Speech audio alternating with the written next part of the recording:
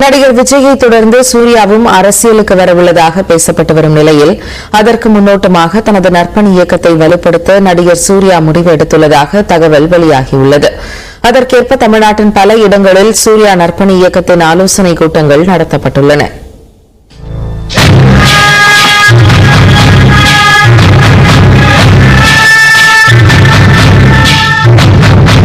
ரஜினி கமலுக்கு பின்னர் வரப்போகும் வெற்றிடத்தை நிரப்புவதற்காக தமிழ் சினிமாவின் அடுத்த கட்ட சூப்பர் ஸ்டார்களை தேடிய காலம் அது. அச்சமயம் வெற்றிகர இயக்குநராக இருந்தவரின் மகனான ஒருவரும் 2 தலைமுறைகளாக தமிழ் சினிமாவின் தவிர்க்க முடியாத நடிகராக இருந்தவரின் மகனான மற்றொருவரும் அறிமுகமானார்கள். வெற்றி தோல்விகளை மாறி மாறி சந்தித்தாலும் கோலிவுட்டின் முக்கிய போட்டியாளர்களாக தங்களை தக்க வைத்துக் கொண்டார்கள்.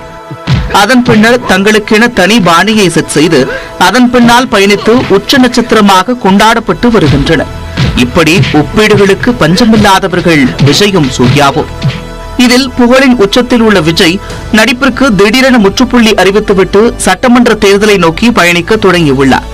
தமிழக வெற்றிக் கழகம் என்ற கட்சியை தொடங்குவதற்கு முன்பு விஜய் அவரது ரசிகர் மன்றத்தை வலிமையாக மாற்ற பல விஷயங்களை செய்தார்.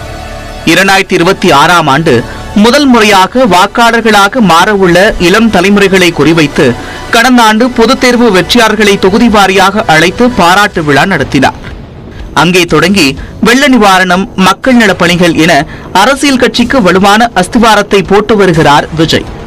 மற்றொருபுறம் 2006ஆம் ஆண்டு முதல் சூர்யா நடத்தி வரும் அகரம் அறக்கட்டளை மூலம் ஆயிரக்கணக்கான ஏழை எளிய மாணவ மாணவிகளின் கல்வி கனவு நனவாகியுள்ளது.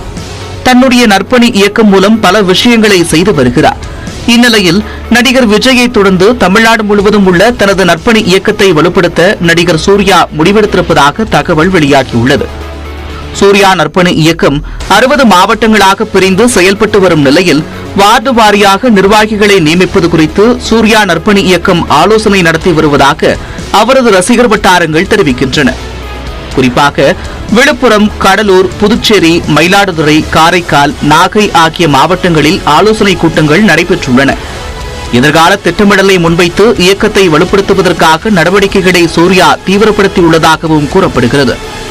திருவாரூரில் உள்ள தனியார் கூட்டரங்கில் அகில இந்திய சூர்யா நற்பணி இயக்க செயல் தலைவர் RA ராஜ் தலைமையில் ஆலோசனைக் கூட்டம் நடைபெற்ற போது அரசியல் பயணம் குறித்த கேள்விக்கு காலம்தான் பதில் சொல்லும் என்று நற்பணி இயக்க நிர்வாகிகள் தெரிவித்துள்ளனர்.